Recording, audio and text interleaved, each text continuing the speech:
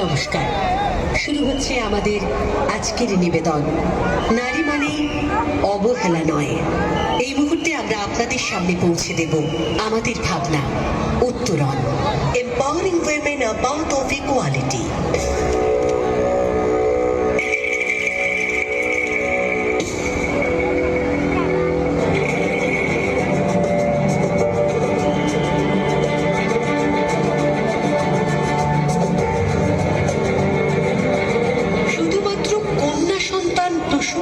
অপরাধে কত কত কন্যা সন্তান, সেই সঙ্গে মাকেও হত্যা করা হয়েছে। নির্মম অসহ্য যন্ত্রণায় কাতরে বেরিয়েছে অসহায় মা। আবার কখনো উন্মাদ হয়ে মা রাস্তায় রাস্তায় ঘুরে বেরিয়েছে।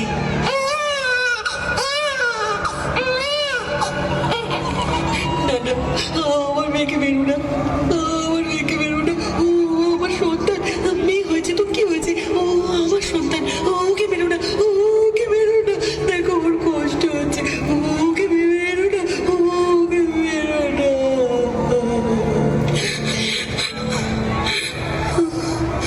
আরে উঠে পড়, উঠে পড়, দেখো দিদি খেলতেই আসে, খেলতেই আসে।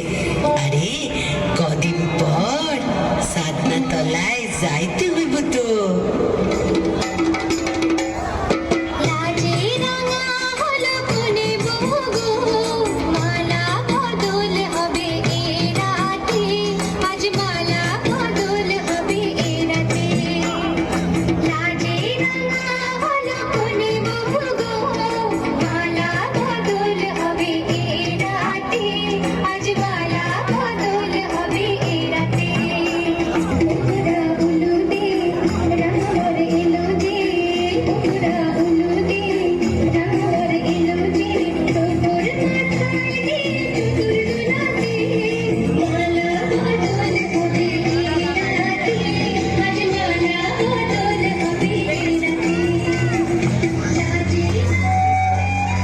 বিয়ের রাত থেকেই ঘটে যায় একের পর এক ঘটনা, নির্মম অত্যাচার, অসহ্য যন্ত্রণা। বুকের ভেতর থাকে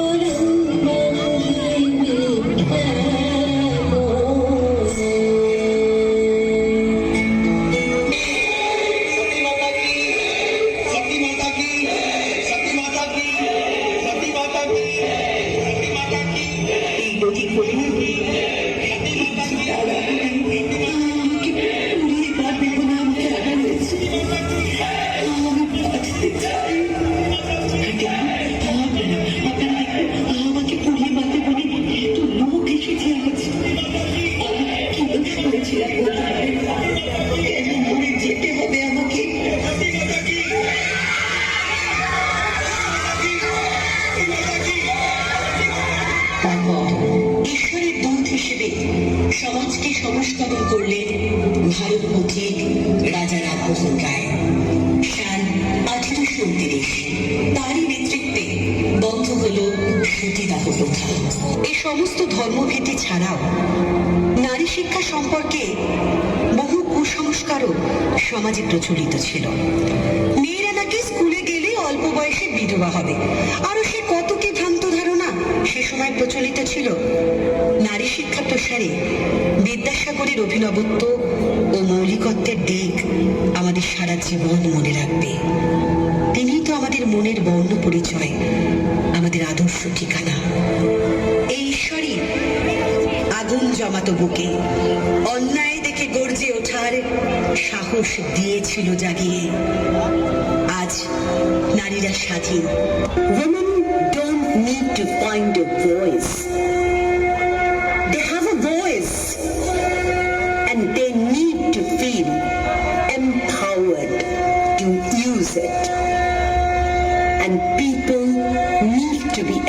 encouraged to listen. Women don't need to find a voice. They have a voice.